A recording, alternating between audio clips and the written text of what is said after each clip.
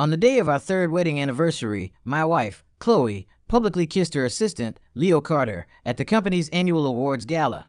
The applause was deafening as the MC joked, "Looks like our marketing director has finally found her true love." I sat in the audience, smiling and clapping as I raised my champagne flute. When Chloe saw me, her face went white. She scrambled to push Leo away. The old me would have stormed the stage, torn down her facade, and made her a laughingstock in front of the entire company. But this time, I felt nothing. After the gala, Chloe chased me to the parking garage, her voice trembling with panic. "Ethan, listen to me. I'd had too much to drink." I started the car. "Get in. We'll talk at home." She hesitated for a second before cautiously sliding into the passenger seat. The drive was silent. Once we were home, I went to the kitchen to heat up some milk. Chloe stood in the doorway, chewing on her lip. "Aren't you going to ask me about it?" she said, her voice a nervous probe. I glanced back calmly. "Asked you about what? What happened on stage?" "Oh," I said flatly. "Congratulations to you both." A storm of emotions crossed Chloe's face before she settled on a pained look, biting her lip. "Ethan, it was a moment of weakness." "Leo, he what?" "He said he was quitting and I couldn't bear to lose him." I set my mug down and turned to face her. "So that's how you retain your employees now?" "No," she denied instantly. "There's nothing going on between us." I nodded. "Good. As long as there's nothing going on." With that, I took my milk and went into my home office. I could hear Chloe's sobs behind me, but I ignored them. The old me would have crumbled at the sight of her tears. The second her eyes welled up, my heart would ache, and I'd feel like I had to give her the world to make it stop. But now, her tears were nothing more than a crocodile's performance. Later that night, Chloe tiptoed into the office. "Honey, I'm so sorry. Can you please forgive me?" She knelt beside my chair, tears streaming down her face. It was a move that used to work every time. I'd soften, pull her into my arms, and tell her everything was okay. This time I just looked at her before turning back to my work. "Chloe, get up. The floor is cold." A flicker of hope sparked in her eyes. "You forgive me?" "No," I said without looking up. "I'm just reminding you to take care of yourself." She froze motionless for a long time. After signing a last contract, I stood up and headed for the bedroom. As I passed her, I stopped. "By the way, you can start sleeping in the guest room tomorrow." "Why?" she asked, panic rising in her voice. "Because I have a thing about cleanliness." The words hit her like a slap across the face. Chloe's face flushed crimson, but I had already stepped into the bedroom and closed the door. Through the door, I could hear her crying grow louder. I used to find it heartbreaking. Now I just found it noisy. I put on my headphones and went back to work.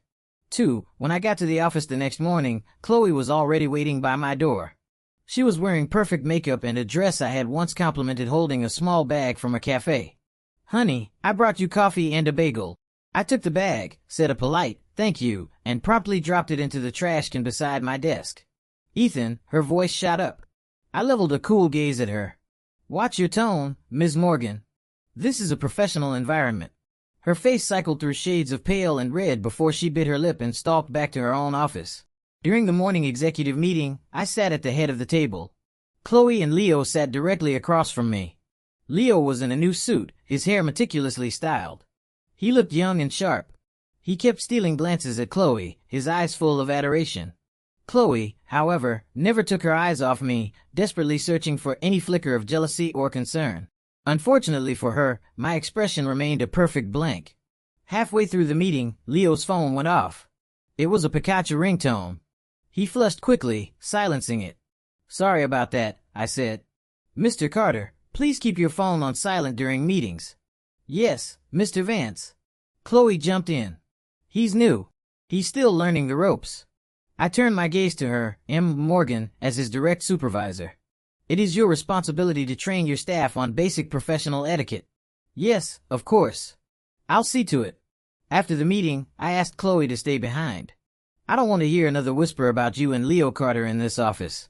A hint of panic flashed in her eyes. "Ethan, I swear there's nothing. Whether there is or isn't is irrelevant." I cut her off. "What matters is that it doesn't damage the company's reputation." "So, you still care about me?" she asked, testing the waters. I paused for a few seconds. "Chloe, we are husband and wife, but here we are colleagues. Please learn to distinguish between the two." I left the conference room without another word. That afternoon, my friend Mark Peterson came by the office. "What's up? You look terrible," he said with concern. I gave him the short version of what happened at the gala. Mark slammed his hand on my desk. "Damn it, that cheating witch." "Calm down," I said, pouring him a glass of water. "It's over." "Over? You're just going to let it go? What else am I supposed to do?" I shot back. Mark stared at me for a long moment. "Ethan, you've changed." "I have. I admitted the old you would have taken a bullet for Chloe. Now I'm rational." Mark sighed. "Good. That woman isn't worth it." Just then, my assistant knocked. "Mr. Vance, Ms. Morgan would like to see you." "Send her in." When Chloe entered, she looked uneasy seeing Mark there. "Oh, Mark, you're here." Mark gave her a cold stare and didn't reply. "Ethan, I have a work matter to discuss," Chloe said. "Go ahead." Could Mark maybe step out for a minute?" I glanced at Mark, who took the hint, and stood up. "I'll get going. We'll talk later." The moment Mark was gone, Chloe's demeanor shifted. She rushed toward me. "Honey, do you still love me?"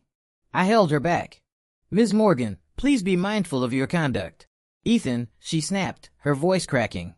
"You can say whatever you want at home, but you can't treat me like this at work." "Why not?" "Because I'm your wife." I nodded. "Right. You're my wife. So, when you were kissing another man in front of the entire company last night, did you think for a second about how I would feel?" She was speechless. "Chloe," I said, standing up. "Since you chose to cheat at a company event, you'll have to accept the consequences." "What consequences?" "Starting tomorrow, Leo Carter is being transferred to another department." "No," she protested immediately. "He's my assistant. He's incredibly competent. Even better, a competent employee deserves a better platform to grow." Chloe's face turned ashen. "Ethan, you can't do this. I'm the executive vice president. It's my decision to make." I grabbed my jacket, ready to leave. "Where are you going?" she demanded. "On a business trip for a week." I didn't have a business trip. I just couldn't stand the sight of her anymore. I stayed in a hotel for 3 days. Every day, I was bombarded with texts and calls from Chloe. They started with apologies, escalated to threats, and finally devolved into begging. I didn't answer a single one. On the 4th day, Mark showed up at my hotel. Hiding out like this isn't a solution. "I'm not hiding." "Then go home." I shook my head. "I don't want to." "Why not?" "The sight of her makes me sick." Mark was taken aback for a moment. "Ethan, maybe you two should just get a divorce." A divorce? It was the first time I had really considered the word. Yeah, a woman like that isn't worth your time. I sank into thought. Divorce. The idea had taken root in my mind a long time ago. It started the day I found the first flirtatious text between her and Leo. I knew then that our marriage was over. "I'll think about it." That night, Chloe sent me a long text message. "Honey, I know I was wrong. I really truly know I was wrong. Leo has been transferred. I'll never see him again. Please come home. The house is so empty, and I'm so scared without you." I read it, deleted it, and then blocked her number. On the 5th day, my assistant called. "Mr. Vance, Miss Morgan has been crying in your office all day. She just collapsed. Should we call an ambulance?" "Go ahead," I said calmly. "Do you want to come see her?" "I can't. I'm out of town." I hung up and went back to reviewing the quarterly financial reports. Whether Chloe lived or died had nothing to do with me. On the 6th day, I went back to the office. My assistant reported, "Mr. Vance, Ms. Morgan called in sick today." I went about my workday as if nothing had happened. In the afternoon, the head of HR came to see me. "Mr. Vance, I have something to report." "Go on." Leo Carter submitted his resignation. I glanced at the letter. The reason cited was personal reasons. Unable to continue working at the company. Approve it and asked for his replacement. We'll post the opening publicly. After the HR manager left, I got a call from an unknown number. "Mr. Vance, this is Leo Carter." "What is it?" "I'd like to talk to you about Chloe." I almost laughed. "What is there for us to talk about?" "Mr. Vance, Chloe really loves you. She almost died for you yesterday." "Oh," I replied evenly. "And don't you feel any sympathy for her?" "Why should I?" My question seemed to stump him. He was silent for a long time. "Mr. Carter," I continued, "you are no longer an employee of this company. Please stop meddling in my marriage." But I hung up. Kids these days. He really thought he was the romantic lead in a movie. While I got home that evening, Chloe was busy in the kitchen. She saw me and her face lit up. "Honey, you're back." I took off my shoes. "What are you making?" "Hot roast and that tomato soup you like." She watched my expression nervously. "You're not mad anymore." "I'm not mad." "Really?" Hope flashed in her eyes. "Really?" I confirmed. "Chloe, we need to talk." She immediately turned off the stove and sat down across from me, her posture tense. "Ethan, what do you want to talk about?"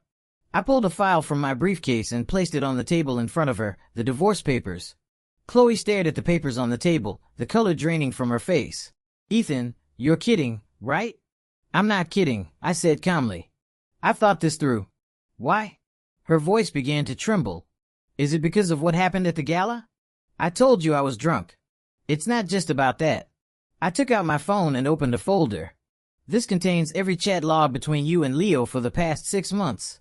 The last bit of color vanished from her cheeks. You went through my phone." "I didn't have to. You forgot to log out of your iCloud sync on the home computer." Chloe's hands trembled as she reached for my phone, but I easily moved it out of her grasp. "These messages are more than enough to prove what was going on." I continued, late-night chats, sending each other photos, all those nauseating pet names. "Ethan, let me explain." "There's nothing to explain." I cut her off. "I don't care when it started. I just want to end this marriage." Suddenly, Chloe dropped her knees. "Honey, I was wrong. I was so wrong. Get up." "I won't." She clung to my leg. "Ethan, I can't live without you. I'll die if you leave me." I looked down at her, feeling nothing. The old me would have hated seeing her so debased. Any sign of weakness from her used to tear me apart. Now, I just felt fake. "Chloe, you won't die." I said, "You have Leo." "There's nothing between me and Leo," she insisted. "We're just colleagues." I pulled up a photo on my phone. It was of them embracing outside a hotel. The timestamp was from a month ago. "Is this just a casual thing, too?" Seeing the photo, Chloe's face crumpled in defeat. "Ethan." She released my leg and slumped to the floor. "When did you start suspecting me?" "The first time I saw you text him. I miss you in the middle of the night." "Then why didn't you confront me?" "Would have mattered?" I countered. "Would you have admitted it?" She had no answer. "Chloe, I'm giving you 3 days to think it over. After 3 days, whether you sign these papers or not, I'm filing for divorce." I grabbed my coat to leave. "Where are you going?" she asked frantically. "A hotel." "Ethan." She tried to get up and follow me, but her legs gave out and she fell back to the floor. "You can't do this to me." "Why can't I?" "Because I love you." I paused at the door and looked back at her. "You love me?" "Yes, I love you." "Then why did you cheat on me?" It was a moment of weakness. I shook my head. "Chloe, you don't cheat on someone you love. You just can't stand the thought of losing your backup plan." "That's not true," she wailed, her cries echoing through the house. "Ethan, I really do love you." "If you really loved me," I said coldly, "you'd sign the papers and stop wasting both of our time." Then I walked out without looking back. I could hear her screaming my name behind me, but I didn't stop. That night, alone in the hotel, I slept more peacefully than I had in years. A house without Chloe and it was as quiet as heaven. The next morning, I got a call from Mark. "Ethan, Chloe just showed up in my office making a scene." "About what?" "She said you're divorcing her and wanted me to talk you out of it." I rubbed my temples. "What did you say?" "I told her I supported your decision." Then she started yelling at me, accusing me of driving a wedge between you two. "Sorry you had to deal with that." "Don't worry about it," Mark said. "But seriously, man, are you sure about this?" "I'm sure." "Then stick to your guns. Don't let her guilt you." "I won't." After the call, I showered and got ready to head to the office. As I was leaving the hotel, I saw Chloe sitting in the lobby. She clearly hadn't slept. Her eyes were red and swollen. Her hair a mess. She jumped to her feet the moment she saw me. "Ethan." I walked past her as if she were invisible. She ran after me. "Ethan, wait." I got in my car and she started banging on the window. "Ethan, open the door." I started the engine and slowly pulled away. In the rearview mirror, I saw her stumble after the car for a few steps before stopping and collapsing onto the curb, sobbing. When I got to the office, my assistant informed me, "Mr. Vance, Miss Morgan is called in sick." At the executive meeting, the marketing department's update was delivered by another manager. Halfway through the conference room, doors burst open and Chloe stumbled in. She was still in yesterday's clothes, her hair disheveled, her face as pale as a sheet. "Mr. Vance," she said, walking right up to me. "I have an urgent work matter to report." The room fell silent. Everyone was watching the drama unfold. "Ms. Morgan, you're on sick leave." "You shouldn't be here," I said evenly. "I'm not sick," she shouted. "I need to work." "Ms. Morgan, please calm down." "I am calm," she shrieked, then dropped to her knees. "Mr. Vance, I'm begging you. Please don't abandon me." A collective gasp went through the room. I stared at her, my face a mask of indifference. "Ms. Morgan, this is a place of business. Your behavior is inappropriate." "I don't care about what's appropriate," she cried. "Ethan, I can't live without you." I pressed the button on the conference phone. "Security, please come to the main conference room." "Ethan," she panicked. "You can't do this to me." Security arrived moments later. I gestured toward her. "Please escort Ms. Morgan out." "Yes, Mr. Vance." As they tried to help her up, she fought back. "Don't touch me, Ethan. You can't do this." Ultimately, she was removed from the room. I continued the meeting as if nothing had happened, but I could feel the weight of everyone's stares. Afterward, the company president called me into his office. "Ethan, this situation can't continue." "I know, sir. The company's image is paramount. I will handle it." That afternoon, HR informed me. "Mr. Vance, the board has suspended Ms. Morgan." "On what grounds?" "Conduct detrimental to the company's image." I nodded silently. It was the outcome I had expected. Chloe's actions today had been a severe breach of company policy. That evening, I was working in my hotel room when the doorbell rang. I opened it to find Leo Carter. "Mr. Vance, can I come in and talk?" I stepped aside. "Please." He sat down and got straight to the point. "Mr. Vance, I'm here about Chloe." "Her again?" "Yes." He nodded. "Chloe tried to kill herself today. She cut her wrists." The pen in my hand stopped moving. "What?" "A neighbor found her in time. She's in the hospital now, recovering." I was silent for a few seconds. "Why are you telling me this?" "Because she keeps calling out your name." "I see." My detached response seemed to shock him. "Mr. Vance, aren't you worried at all?" "Why should I be?" "She's your wife." "Not for much longer." Leo shot to his feet, his face filled with anger. "Mr. Vance, how can you be so cold-blooded?" I looked up at him. "Mr. Carter, you probably have a better idea of why she tried to kill herself than I do." "What do you mean?" "If she hadn't cheated on me, we wouldn't be in this position." Leo was speechless.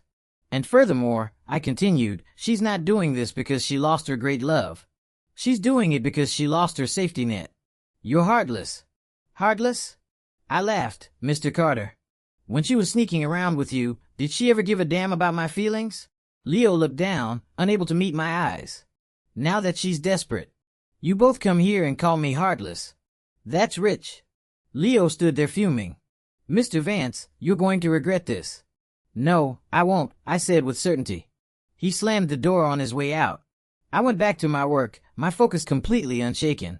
Chloe's life and her drama were no longer my concern. The next day, it was business as usual. The moment I got to my office, my assistant told me, "Mr. Vance, the hospital called. Miss Morgan would like to see you. Tell them I'm busy." But no buts. At noon, Mark came to take me to lunch. "Heard about Chloe's suicide attempt." "I did." "You're not going to see her?" "Nope." Mark looked at me and shook his head in wonder. "Ethan, you've really changed. For the better or for the worse, you're more rational." We were in the middle of our meal when my phone rang. Unknown number. "Ethan, it's Chloe's mother." I paused. "Hello, Diane." "Ethan, Chloe is in the hospital. Can you please come see her?" "I'm sorry, I'm at work." "Is work more important than your wife?" she asked, her tone accusatory. "Diane, Chloe is not my daughter. She is my wife. Or rather, my soon-to-be ex-wife." "What ex-wife?" "You're not divorced yet." "We will be soon." "Ethan," she raised her voice, "Chloe nearly died for you. Don't you feel any remorse?" "No, I don't." I replied directly. Her mother was so stunned by my bluntness that she couldn't speak. "Diane," I continued, "if you really care about Chloe, you'll advise her to sign the divorce papers. It will be easier for everyone." "How can you be like this?" "Like what?" "Chloe loves you so much." She loves me. I cut her off. Diane, did you know that Chloe was cheating on me? Silence. So, you knew? I said, since you knew, don't you dare try to lecture me about love. But there are no buts, Diane. Your daughter made a mistake and now she has to live with the consequences. I hung up. Mark stared at me wide-eyed. Dude, you didn't even cut her mom any slack. Why should I? She's your mother-in-law, for God's sake. Not for much longer. Mark just shook his head. I honestly don't even recognize you anymore. So, what do you think of the new me? He considered it. He's pretty solid. At least he's not crying over some woman anymore. That afternoon during a meeting, my assistant knocked. Mr. Vance, there's an attorney here to see you. Send her in.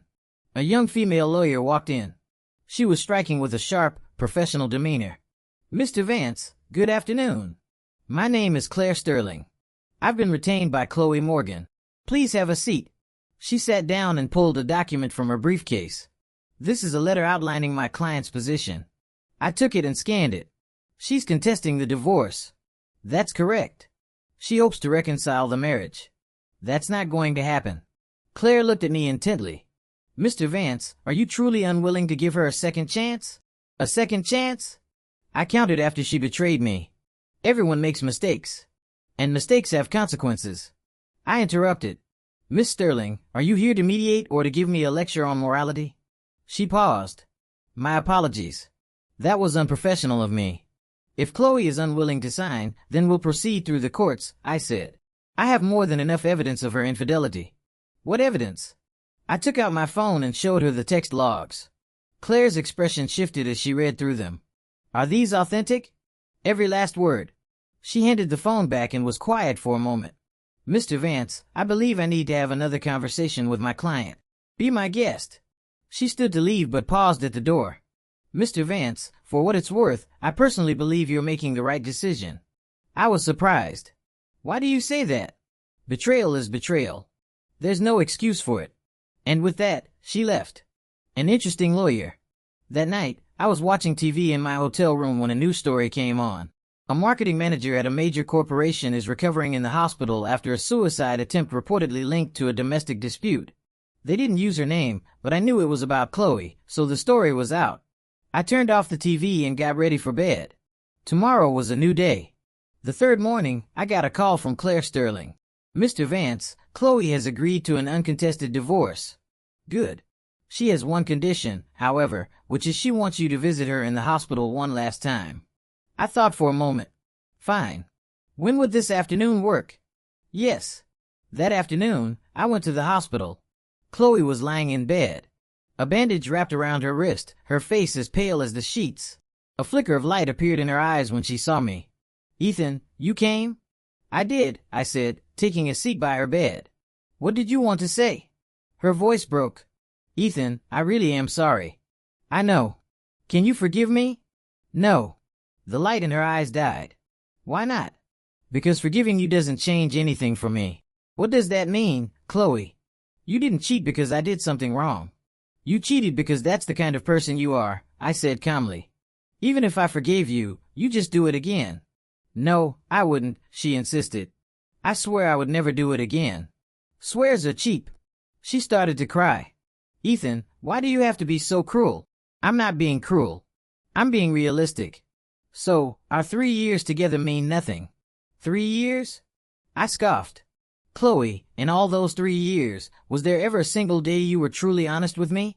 She froze. From the very beginning, you were with me for my money. You married me to secure your position at the company. That's not true. Then what about Leo? I asked. Why did you fall for him? She fell silent. Because he's young and handsome and he fed your ego. I answered for her. Chloe, you never loved me. You only loved what I could give you. Ethan, and now that I'm leaving, you're panicking. So you pull a stunt like this to try and manipulate me. I continued, but I'm sorry. I'm not buying it anymore. Chloe broke down completely. Ethan, please don't leave me. And why shouldn't I? Because I can't live without you. Then why didn't you think of that when you were cheating on me? She sobbed, unable to form a response. I stood up. Chloe, my lawyer has the papers ready. Sign them. I won't sign. Then I'll see you in court. I turned to leave, but she called out my name. Ethan, is there something else? If I sign, will you come visit me sometimes? I shook my head. No. Will you miss me? No. She collapsed back onto the bed in utter despair. I walked out of the room. Claire was waiting in the hallway. Mr. Vance, you're cutting ties so completely. It seems a bit harsh. Harsh? I stopped. Miss Sterling, between the two of us, who do you think has it worse? Well, I was betrayed, deceived, and hurt. And now I'm supposed to feel sorry for the person who did that to me. Claire had nothing to say. Let me ask you, Miss Sterling, if this happened to you, what would you do? I would also choose to divorce. Exactly. That night, Claire called. Mr. Vance. Chloe signed the papers. Good. When would you like to finalize the divorce? As soon as possible. Would tomorrow morning work? Perfect. After hanging up, I let out a long, slow breath. It was finally over. This miserable chapter of my life was finally over. The next morning, Chloe and I finalized the divorce at Claire's office. She was in a wheelchair, pale and empty-eyed. She didn't say a single word through the entire process. When the paralegal handed us our respective copies of the signed settlement, she finally broke down. Ethan, she sobbed. Is this really it? Are we really over? It's over, I said, tucking my copy into my briefcase. You're free now, Chloe. I don't want to be free, but you are. With that, I walked out of the law office and didn't look back. The sun was bright outside. I took a deep breath. Freedom felt good. Claire drove me back to my office. How are you feeling, Mr. Vance? She asked. Great. Not sad at all. Why would I be sad? Well, it was a 3-year relationship. Miss Sterling, I said, looking at her. Do you consider a one-sided relationship a relationship at all? She thought for a moment. No, I suppose not. There you go. When we arrived at my building, I got out of the car. Miss Sterling, thank you for your help. You're welcome. She smiled. Mr. Vance, I have to say I really admire you. Why is that? Not everyone can walk away with such clarity and resolve. It's easy when there's nothing worth holding on to. She nodded. Mr. Vance, and this is just a hypothetical. If you were open to it, could we perhaps be friends? I was a little surprised.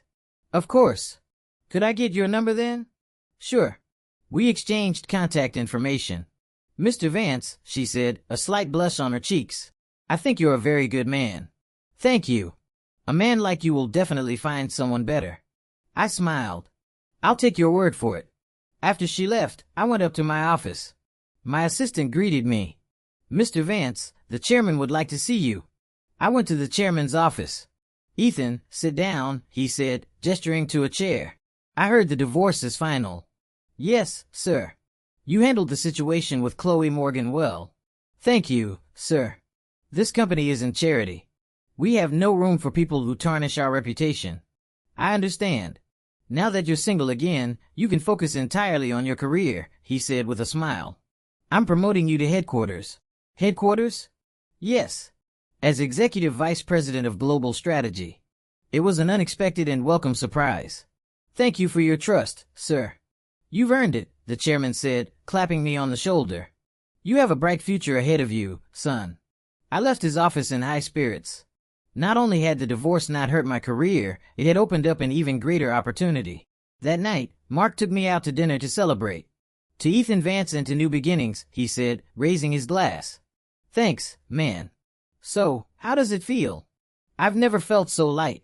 That's what I'm talking about, Mark said, taking a sip of his beer. You know, Ethan, I always knew Chloe wasn't right for you. Why do you say that? She's selfish. She wanted all the benefits of being with you without ever giving anything real in return. It doesn't matter anymore. You're right. It's in the past. Mark suddenly grinned mischievously. Hey, I want to set you up with someone. Who? A really great girl. My buddy's sister. She works in finance. No thanks. I'm not looking to date right now. Why not? I just want to enjoy being single for a while. Fair enough. You're young. No rush. As we were talking, my phone buzzed. It was Claire Sterling. Mr. Vance, sorry to bother you. No bother at all. What's up? I actually have a few legal questions I was hoping to ask you. I don't know anything about the law. They're about business contracts. I'm sure you know more than I do. Well, why don't we set up a time to talk about it in detail? That would be great. When are you free? How about tomorrow evening? Perfect. I'll text you a place. Sounds good. After I hung up, Mark was grinning. Dude, you're barely divorced and already have women hitting you up. It's not like that. She's a lawyer with a business question. A lawyer? Mark's eyes lit up. The one who handled your divorce? Yes. Is she hot? She's very attractive. Ethan, this is a golden opportunity. What opportunity? Ask her out. Mark said, seriously, you're divorced. You need a fresh start. Don't be ridiculous. It's for work. Work can turn into something more. I just shook my head, but I couldn't deny that Claire had made a strong impression on me. She was professional, rational, and principled. The complete opposite of Chloe. Maybe this really was a new beginning. The next evening, I met Claire at a quiet coffee shop. She was wearing a simple white blouse and a black skirt, looking effortlessly elegant. Mr. Vance, thank you for making time for me. My pleasure, I said, sitting down. So, what's the legal question I can help with? She looked a little embarrassed. Okay, so it wasn't really a legal question. Oh, I wanted to take you to dinner to thank you for trusting me with your case. I was momentarily surprised, then smiled. I see. You don't mind, do you? Not at all. We talked for hours about everything from our jobs to our lives, our hobbies, and our dreams. Claire was fascinating, witty, insightful, and funny. Mr. Vance, she asked suddenly, do you ever think about Chloe? No, I answered without a second of hesitation. Not even a little. Not even a little. Why not? Because she's not worth my time. Claire nodded. You're a very rational person, Mr. Vance. Sometimes rationality is a necessity. How so? If you let your emotions rule you all the time, you're the only one who ends up getting hurt. She seemed to be pondering that. Claire, I said, changing the subject. Why did you become a lawyer? Because I believe in fairness and justice. So, do you think my divorce from Chloe was fair? Completely fair, she said with conviction. People who make mistakes should bear the consequences. What would you do if your boyfriend ever cheated on you? I'd leave him, she answered instantly. Betrayal is betrayal. There are no excuses. I looked at her with admiration. We see eye to eye on that. We do. She smiled. Mr. Vance, I actually think we'd be very compatible. Compatible for what? As friends, she said, her cheeks turning a little pink. I smiled back. I agree. I think we could be great friends. It was late by the time we left the coffee shop. I drove her home. And as we pulled up to her apartment building, she turned to me. Mr. Vance, if you don't mind, I'd like to ask you a personal question. Go ahead. Do you have any interest in me? Her directness caught me off guard, but I answered honestly. I do. A flicker of joy crossed her face. In that case, would you be open to seeing where things go between us? Are you sure? I looked at her seriously. I just got divorced. I might need some time. I'm not in a rush, she said. I can wait. Why? Because I think you're worth it. In that moment, I felt a warmth I hadn't felt in years. Claire, I said, taking her hand. Thank you. For what? For making me believe there are still genuine people in the world. She smiled. It was the sweetest smile I had ever seen. So, we'll start as friends, she asked. We'll start as friends. That night, I had the best sleep of my life. There were no nightmares of Chloe's crying or the pain of betrayal. There was only the memory of Claire's warm smile. When I woke up the next morning, I had a text from her. Good morning, Mr. Vance. Hope you have a productive day. It was a simple message, but it put me in an incredible mood. I texted back, good morning, Miss Sterling. From that day on, we texted every day and started having dinner together a few times a week.